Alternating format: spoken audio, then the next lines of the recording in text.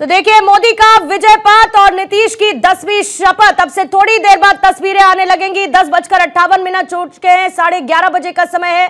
शपथ ग्रहण समारोह का आगाज हो जाएगा, लेकिन उससे पहले पटना का गांधी मैदान सजकर तैयार हो चुका है। मुख्यमंत्री अलग अलग राज्यों के वहां पर पहुंचने का जिनका सिलसिला शुरू हो चुका है, वो चेहरे जिनको फोन जा चुका है, जो आज सरकार के स्वरूप का हिस्सा होने वाले हैं, जो आज मंत्री पद की शपथ ग्रहण करेंगे। लेकिन उससे पहले नीतीश कुमार पहुंच चुके हैं, जो कि सरकार के मुखिया होंगे, यानी मुख्यमंत्री के तौर पर 10वीं बार शपथ ग्रहण उनकी तरफ से की जाएगी। और ये देखिए, आपको तस्वीरें मंच से इस वक्त हम दिखा रहे हैं। अर्जुन राम मेघवाल आपको नजर आ रहे हैं मंच पर, और जाहिर है कि चेहरे पर एक खुशी है। हर किसी की वो बॉडी लैंग्वेज साफ तौर पर दिखती है, क्योंकि एनडीए को इतनी मजबूत जीत इस बार बिहार की जनता ने दी है। बड़ा हुआ वोटिंग परसेंटेज भी और बढ़ी हुई सीटें भी।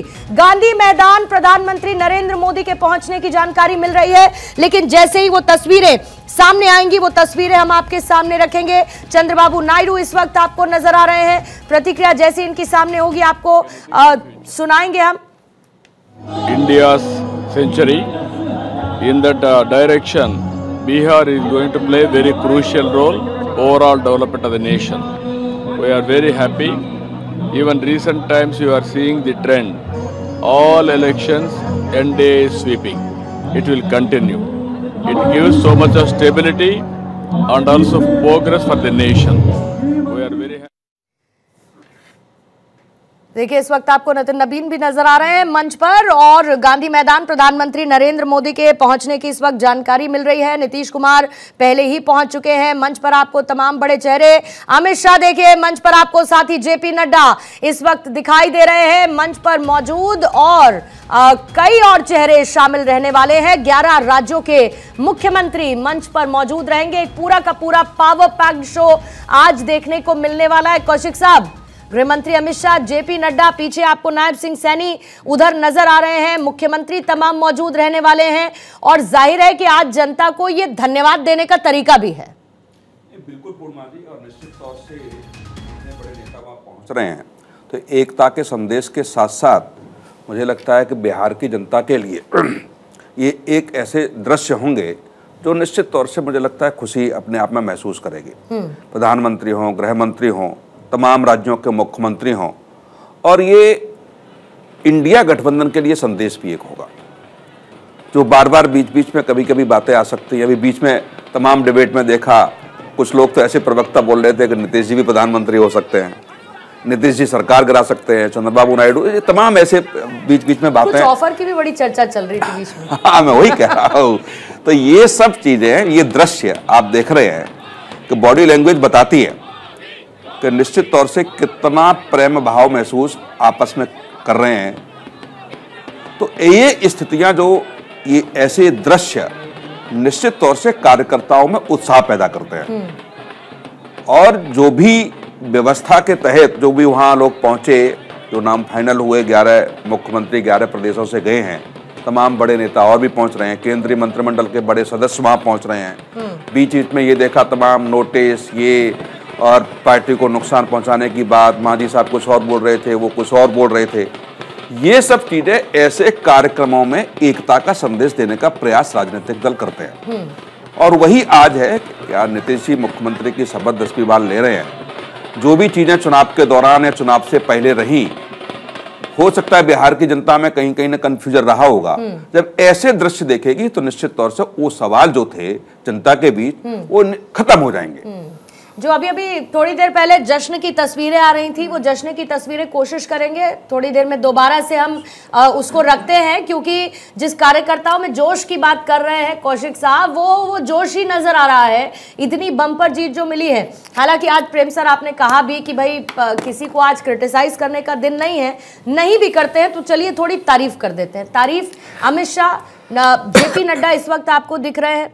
इसी बीच में चिराग पासवान की पहले जरा एक प्रतिक्रिया आ रही है, वो सुन लेते हैं। वो होंगे, वो पार्टी को जिन ऊंचाइयों पर देखना चाहते थे। आज हमारी पार्टी से 2 मंत्री शपथ लेने जा रहे हैं। पार्टी ने यकीनन एक बड़ी जीत हासिल की है, जिस तरीके से परिणाम भी सामने आए, और मैं मानता हूं कि बड़ी जीत बड़ी जिम्मेदारियों को भी लेकर आती है। उन जिम्मेदारियों का एहसास है मुझे।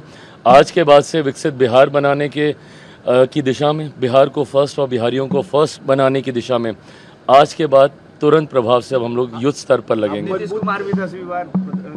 बधाई। और मैं राजनीति का विद्यार्थी भी हूं और मैं ये सीखने वाली बात है, ये सीखने वाली बात है कि 10 बार और लगातार निरंतरता में, बीच का थोड़ा समय छोड़ दें तो 2 दशक से आप मुख्यमंत्री हैं और उसके बाद भी प्रदेश की जनता आपको इतना प्यार करती है, ये ज़रूर हम जैसे युवा नेताओं को उनसे सीखने की ज़रूरत है। एनडीए में आपकी बड़ी भूमिका रही है, अब सरकार में कितनी बड़ी भूमिका होगी और चिराग पासवान अब किस तरह की राजनीति? एनडीए विकसित बिहार बनाने के लक्ष्य के साथ आगे बढ़ रहा है। मेरे प्रधानमंत्री नरेंद्र मोदी जी की सोच वाला बिहार, मुख्यमंत्री नीतीश कुमार जी के अनुभव से बिहार फर्स्ट, बिहारी फर्स्ट वाला बिहार बनाने की दिशा में हम लोग अग्रसर हो रहे हैं। तो यकीनन बड़ी जिम्मेदारी है, बड़ी भूमिका है और जवाबदेही है जनता के प्रति, जिसने प्रचंड बहुमत से एनडीए पर अपना विश्वास जताया। पूरी फैमिली के साथ। तो देखिए, चिराग पासवान को आप सुन रहे थे। चिराग पासवान यानी कि इनकी पार्टी के कोटे से 2 चेहरे जिसका जिक्र उन्होंने भी किया, एक तो संजय कुमार पासवान और दूसरे हैं संजय सिंह। नाम संजय है। संजय कुमार पासवान जो कि बखरी से विधायक है और संजय सिंह ने महुआ में तेज प्रताप को हराया है और ये दोनों चेहरे मंत्रिमंडल का हिस्सा लगभग बनेंगे ही। 2 चेहरों का जिक्र चिराग पासवान की तरफ से कर ही दिया गया है, लेकिन क्योंकि प्रेम कुमार जी अभी चिराग पासवान आ गए, इसलिए मैं चिराग पासवान का जिक्र करना चाहूंगी। चिराग पासवान राजनीति में परिपक्व तो बहुत हुए हैं, आप पिछले कुछ समय से देख लीजिए, क्या कहना है इससे ज्यादा महत्वपूर्ण क्या नहीं कहना है। 2 चेहरों को जगह मिली, स्ट्राइक रेट को बरकरार रखा, लोकसभा में जैसा शानदार प्रदर्शन वैसा विधानसभा में भी किया है और वो परिपक्वता झलकती भी है। नीतीश कुमार के इस मंत्रिपरिषद की जो सबसे बड़ी विशेषता, जो सबसे नई बात अगर कुछ हो रही है तो एलजेपी का सरकार में शामिल होना हो रहा है। ये नई बात है और मंत्री का भी नाम उन्होंने ऐलान कर ही दिया है और दोनों ही हालांकि चर्चा चल रही थी कि राजू तिवारी, लेकिन राजू तिवारी का नाम नहीं आया। संभावित संभावितों में नाम चल रहा था। तो इसका मतलब ये भी है कि मैसेजिंग साफ है कि पार्टी जो दलित वर्ग को लेकर चल रही है तो वो दलित को प्राथमिकता दे रही है, देती हुई दिख रही है, ये मैसेजिंग भी है। और देखिए, दोनों महत्वपूर्ण, एक तेज प्रताप वाली सीट पर जीतना या एक बखरी वाली सीट पर जीतना, बखरी भी लेफ्ट का गढ़ रहा है, वहाँ से जीतना, वहाँ से इन्होंने अपनी मंत्रिपरिषद के लिए नाम प्रस्ताव किया है। ये खासियत है एनडीए में। हालांकि यही आपको चिराग पासवान जी थे जिनका पिछले चुनाव में कुछ अलग टेंडेंसी था, अलग रुख था, लेकिन इस चुनाव में वो नीतीश कुमार के पैर भी छूते दिखे, उनसे एकोमोडेशन करते दिखे, मुलाकात करते मिलते दिखे। एक समय था जब नीतीश कुमार जी चिराग पासवान से मिलने गए थे तो वो पिछले दरवाजे से निकल गए थे, एक समय था। लेकिन बाद में जब इस बार हमने देखा चुनाव के समय नीतीश जी गए तो उनका बहुत वेलकम हुआ। योगी आदित्यनाथ मंच पर आ चुके हैं, बस सर बताते हुए, जो जैसे जैसे मंच पर बैठते जाएंगे मुख्यमंत्री भी, मैं उनका नाम भी बताती चलूंगी।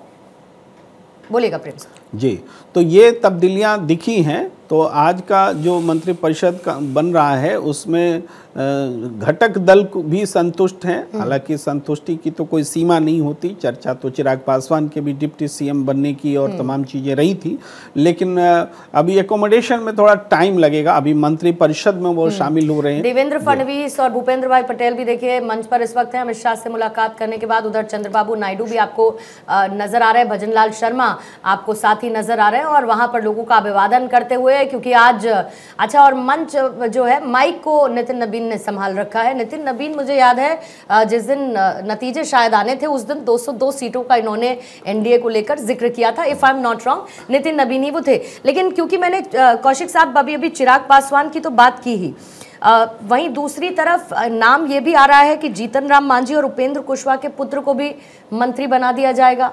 भाई स्ट्राइक रेट तो देखिए उनका भी बहुत अच्छा रहा। अब आप मांझी की अगर बात कर लेंगे तो मांझी ने तो उतारा ही था सब आसपास नजदीक, मतलब रिश्तेदारी नातेदारी पूरी निभाई थी उन गिनी चुनी सीटों पर भी। देखो, आप ही की स्क्रीन पे मांझी साहब ने बड़ा स्पष्ट तौर से कहा भी कि नीतीश जी को एक बार सत्ता फिर क्यों मिली है। जहां भाई भतीजेवाद रिश्तेदार का जो आरोप मांझी पर लग रहा था उसकी भी उन्होंने तारीफ की कि ये आरोप नीतीश जी पर नहीं लगता।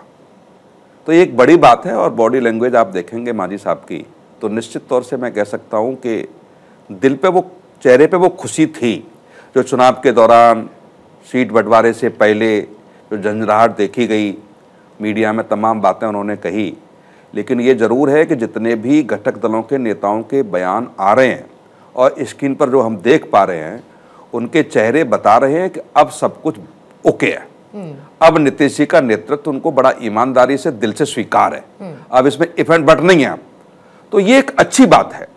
और दूसरा, तमाम राजनीतिक दलों को भारतीय जनता पार्टी से ये सीखना पड़ेगा। तमाम ऐसे एग्जाम्पल हैं, गुजरात का मैं एग्जाम्पल दे दूं कि जहां मुख्यमंत्रियों के साथ 2 बार पूरा मंत्रिमंडल बदला गया हो, अभी हाल में मंत्रिमंडल बदला गया, कहीं से कोई आवाज नहीं आई। और सारे लोगों को आप देखेंगे जब उपस्थित होते हैं तो चेहरे पर वही सुकून, ईमानदारी से, कोई ऐसी बात नहीं जैसे उससे छीना गया है, कोई मीडिया में ऐसी चर्चा नहीं जिससे लगा हो कि दबाव डालकर के उनसे इस्तीफे लिए गए हैं। यदि ये व्यवस्था अन्य राजनीतिक दल समझें कि सेवा भाव क्या है, समर्पण क्या है, राष्ट्रीय नेतृत्व का आदेश ही सर्वोपर है, इन सब बातों को लेकर के राजनीतिक दल चलेंगे तो निश्चित तौर से मुझे लगता है कि वो लोकतांत्रिक तरीके की भरोसे की जो बात हम सब लोग करते हैं, वो निश्चित तौर से जो झंझलाहट चुनाव के दौरान, चुनाव के पीछे दिखती है, वो नहीं दिखेगी। यदि राष्ट्रीय नेतृत्व समझ सोच करके यदि कोई निर्णय ले रहा है तो निश्चित तौर से उसमें कहीं न कहीं पार्टी का ही भला है। अच्छा, क्योंकि गजेंद्र सिंह शेखावत भी देखिए केंद्रीय मंत्री हैं, मंच पर मौजूद हैं, नायब सिंह सैनी आपको साथ ही नजर आ रहे हैं। आपसे थोड़ी देर पहले अरुण साव भी आपको मंच पर नजर आए थे और एक तरफ बड़ा चेहरा छत्तीसगढ़ सरकार में भी है, अरुण साव की इस वक्त मौजूदगी रही। और देखिए हर कोई जो भी पहुंच रहा है, अमित शाह से भी मिल रहा है, उनके बगल में चंद्रबाबू नायडू बैठे हुए हैं, उनके बगल में जेपी नड्डा साहब बैठे हुए हैं, पीछे की तरफ मुख्यमंत्रियों की जगह यहाँ पर रहने वाली है। लेकिन क्योंकि केंद्र में चंद्रबाबू नायडू और उनकी टीडीपी सरकार की साथी है, ऐसे में वो साथ में अमित शाह के बैठे हुए आपको नजर आ रहे हैं। ये शपथ ग्रहण समारोह अब से ठीक 20 मिनट बाद शुरू होगा। भव्य शपथ ग्रहण समारोह देखने को मिल रहा है। 11:09 हो चुके हैं। प्रधानमंत्री नरेंद्र मोदी किसी भी वक्त मंच पर नजर आएंगे, क्योंकि अब अमित शाह, जेपी नड्डा साहब मंच पर मौजूद है, तो ऐसे में किसी भी समय प्रधानमंत्री मोदी के इस मंच पर पहुंचने की पूरी तरीके से संभावना नजर आती है। लेकिन एक और इंपॉर्टेंट बात है प्रेम कुमार सर, कि अगर जनता ने इतना बड़ा मौका दिया है तो आने वाले 5 साल का रोड मैप भी कुछ ऐसा होना चाहिए, किए गए वायदों के इतर, कि आपने जो नहीं किया या जो आप बेहतर कर सकते हैं, आने वाले 5 सालों में जिम्मेदारी भी बड़ी हो जाती है। देखिए, जिम्मेदारी तो और बढ़ती है, जैसे कि एक और टर्म मिला है, पहले से कंटिन्यूएशन है, तो सबसे बड़ी जिम्मेदारी मुझे लगती है कि पलायन जो है, जिसको लेकर के बहुत कमिटमेंट भी किया गया है कि बिहार के लोग बिहार में ही नौकरी करें, प्रदेश से बाहर न जाएं, रोज़गार के अवसर पैदा हों। 1 करोड़ रोज़गार का वादा नीतीश कुमार जी ने भी किया है। तो इन कसौटियों पर उतरना अपने आप में एक चुनौती है, ऐसा नहीं है कि आसान है, लेकिन इसको अगर संकल्प के साथ में एक सरकार अपने साथ जोड़ती है तो फिर जनता उसको फिर आगे मौका देगी। अगर आप 1 करोड़ वादे पर टिके रहते हैं, महिलाओं के प्रति जो कमिटमेंट है, जैसे 10,000 रुपये दिए गए, बाकी महिलाओं को भी उम्मीद है कि उनके भी खाते में आएंगे, सबको भरोसा भी दिया गया है कि क्रमशः आते रहेंगे, तो वो आए, वो सीड मनी है कुछ खड़ा करने की, आत्मनिर्भर होने की, तो उसमें वो और सहयोग मिले, ये सारी चीज़ें हैं। इसके अलावा आधारभूत संरचना जिसके लिए बिहार तरसता रहा है, उसके तरफ भी ध्यान देने की, उसमें सड़क पर काम हुआ दिखता है। बिजली की उपलब्धता तो देश भर में है, बिहार में भी है, लेकिन बाकी सिंचाई को लेकर के काम किया जाना कृषि के क्षेत्र में बाकी है। तो वो क्षेत्र जो प्रोडक्टिविटी जो है, प्रोडक्शन जो है, उस पर अगर ध्यान दिया जाएगा। नई सड़कें और बननी चाहिए, बिजली सुधार पर और काम होना चाहिए, जल जीवन मिशन का एक्सपेंशन वहां पर करना चाहिए।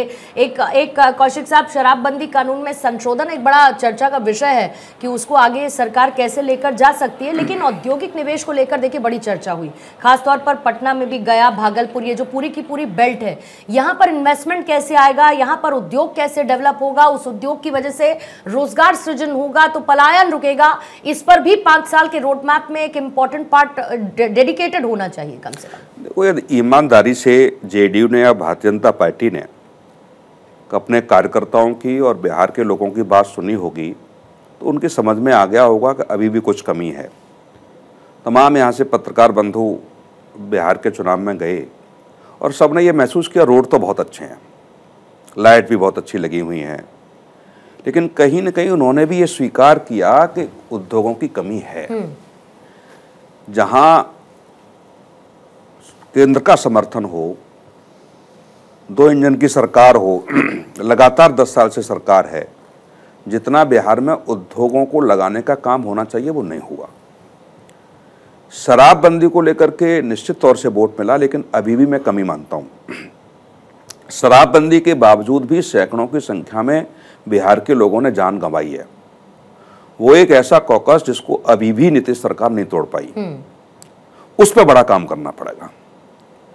मतलब बड़ा फैसला लिया, उस बड़े फैसले का फायदा भी बहुत हुआ, लेकिन एक उसका ऑल्टरनेटिव अवैध शराब, कच्ची शराब बनाना, इसने बड़ी जाने, जहरीली शराब क्यों प्रेम सर, बड़े केसेस आए उसको लेकर। वही मैंने कहा ना कि इसमें संशोधन एक चर्चा योग्य विषय संभावित है इस फैसले को बरकरार रखते हुए, आप मानते हैं? बहुत संक्षेप में शराबबंदी को समझना जरूरी है, क्योंकि देखिए जन स्वराज जैसी पार्टी ने नारा दिया हम शराबबंदी का वर्तमान कानून ख़त्म कर देंगे, या इवन महागठबंधन में भी मांग उठ रही थी, आरजेडी की तरफ से भी कहा गया, एनडीए में भी डिमांड उठ रही थी कि शराबबंदी कि ये जारी रहे या बंद हो। तो शराबबंदी जो अभी है उसका सामाजिक जो उद्देश्य है कि महिलाओं को सुरक्षा देना, शराब से मुक्ति, ये बड़ा उद्देश्य है। एक सेकंड प्रेम सर रोकूंगी। नीतीश कुमार के बेटे निशांत कुमार के जनताओं का अभिनंदन करता हूँ, आभार प्रकट करता हूँ।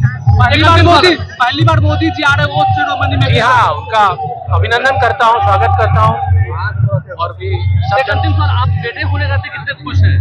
बहुत खुश है, बहुत खुश है। सब जनता का आशीर्वाद, भगवान की कृपा है। ठीक है,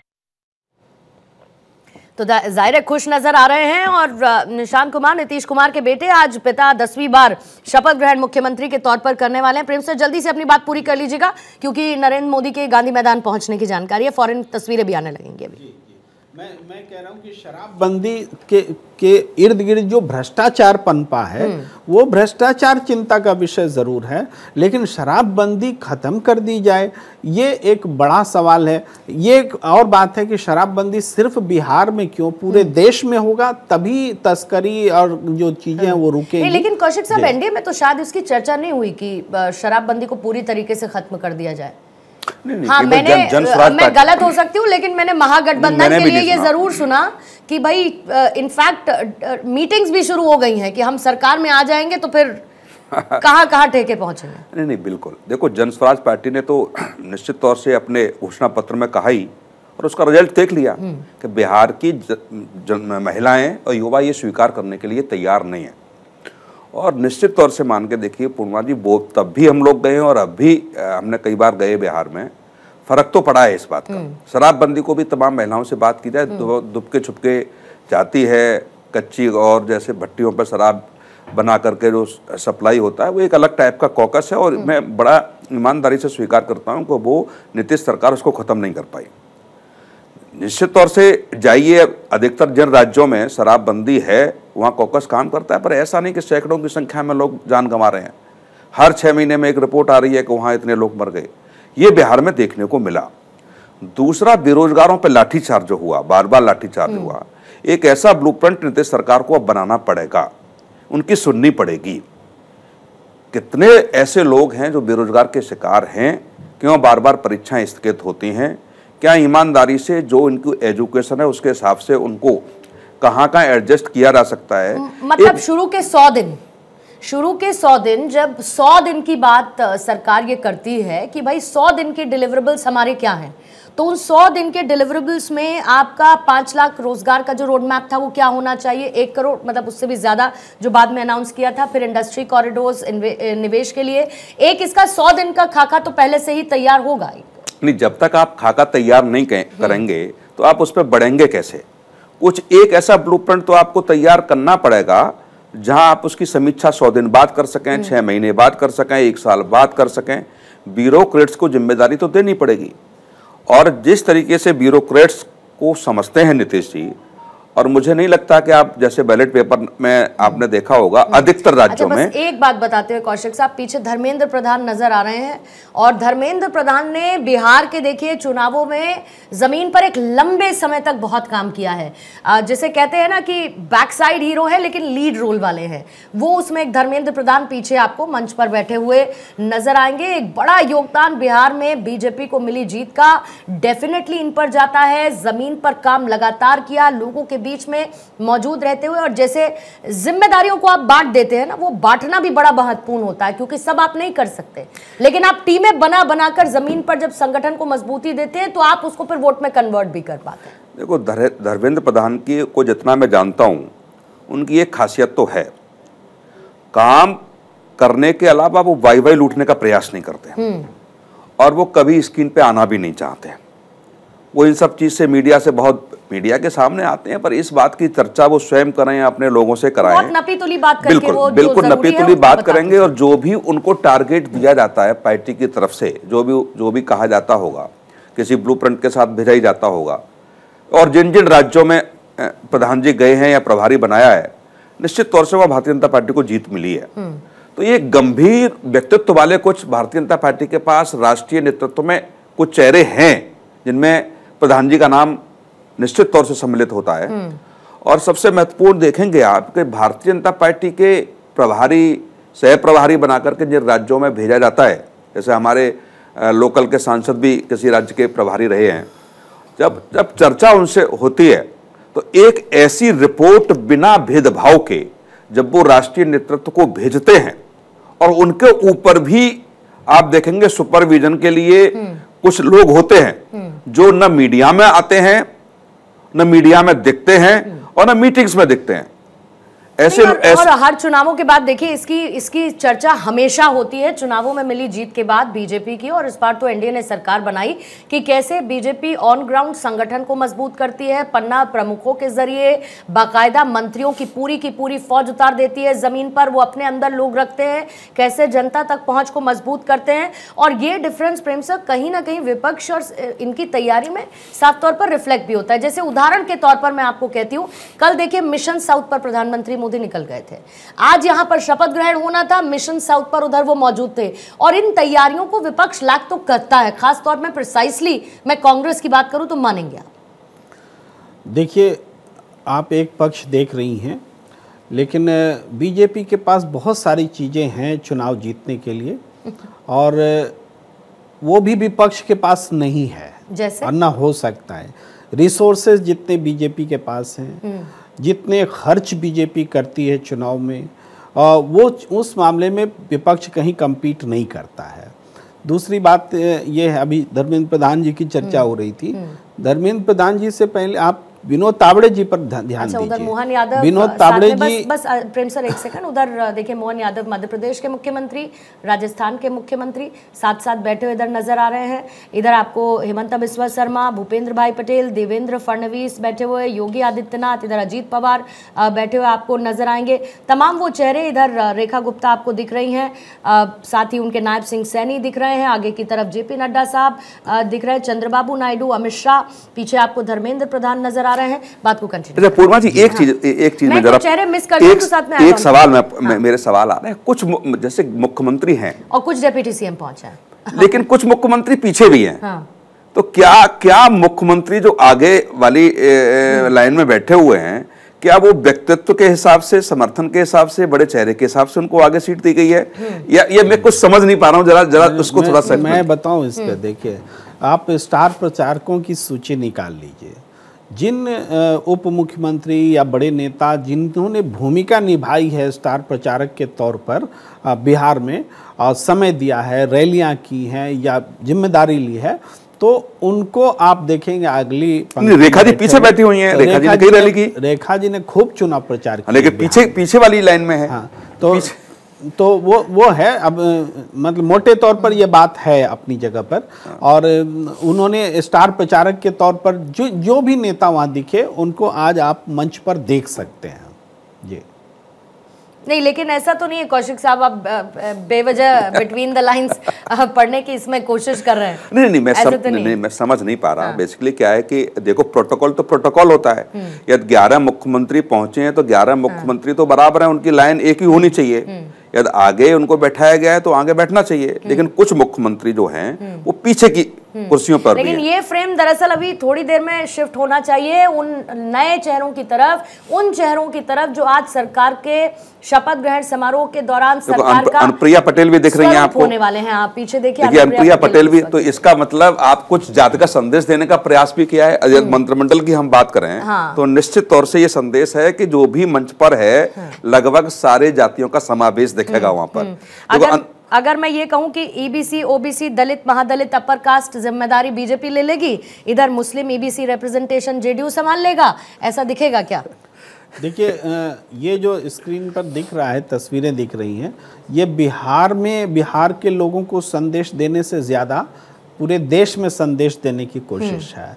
इसमें आप देखिए चंद्रबाबू नायडू की मौजूदगी, या वो खास तौर से इसलिए भी है क्योंकि माना जाता है कि 2 बैसाखियों में से एक चंद्रबाबू नायडू हैं, दूसरे नीतीश कुमार हैं, वो इंटैक्ट हैं। ये संदेश देना है, क्योंकि इस बारे में बहुत सवाल और कयास और स्पेक्युलेशंस लगते रहे हैं, तो उसको जवाब देना है। और दूसरा है कि बाकी जो घटक दल हैं उनको भी रिप्रेजेंटेशन दे करके, और तब फिर है कि सामाजिक संयोजन और समीकरण और उनकी पोजीशन भी आप देख लीजिए। बाकी सारे सीएम कहाँ हैं?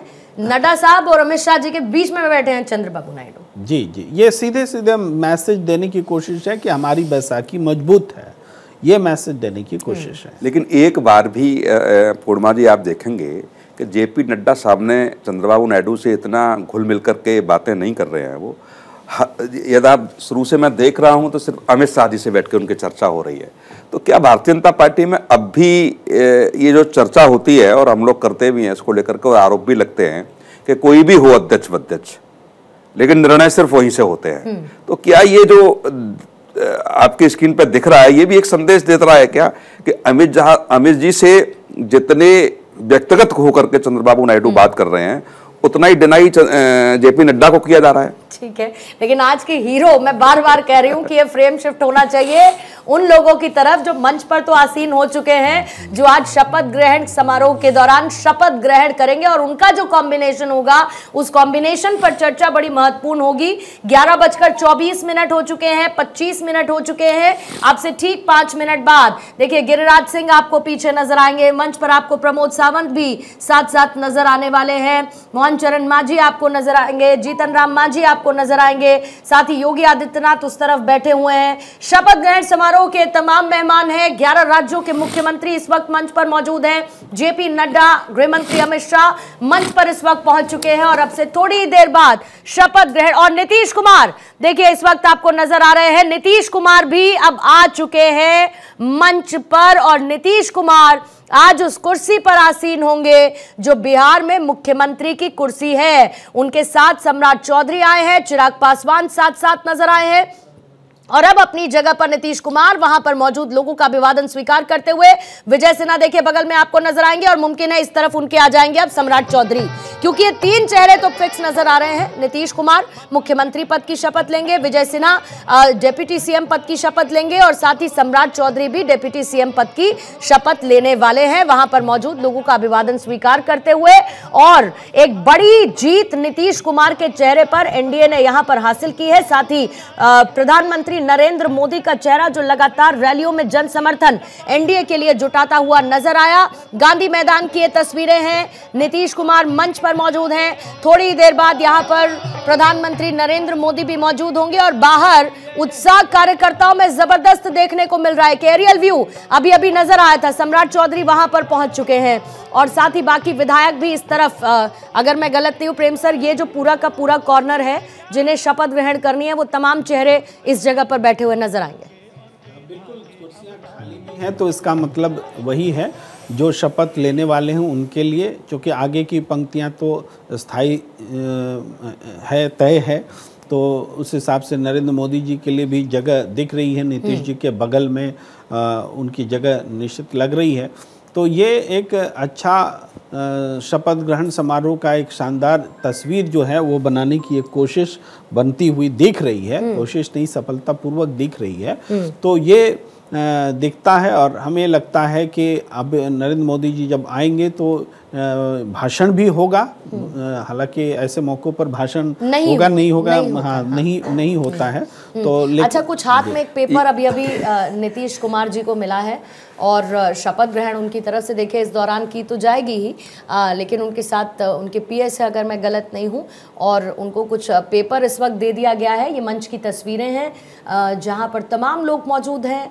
इधर आपको विजय सिन्हा नजर आ रहे हैं। ये पूर्णमाली जो लिस्ट दिखाई जा रही है वो गवर्नर साहब की लिस्ट है। वो कहीं ऐसा तो नहीं है कि जो नीतीश जी जेब में रख के लेकर के आए हैं उससे मिलान हो रहा हो।